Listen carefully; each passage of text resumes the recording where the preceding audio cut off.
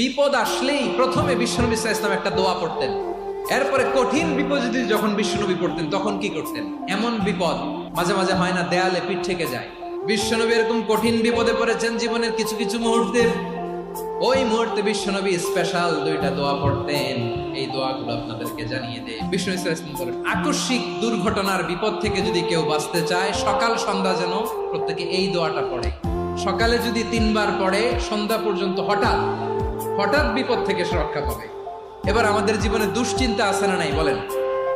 এই দুশ্চিন্তা, পেরেশানি, মারাত্মক পেরেশানি থেকে মুক্তি পাওয়ার জন্য বিষ্ণু ইসলাম দুটো দোয়া পড়তেন। কয়টা?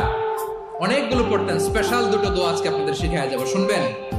এই যে বললাম, রেকর্ড হয়ে গেছে, এখন তো আর ইনস্ট্যান্ট মুখস্থ না হলো, পরে মুখস্থ করে নেবেন।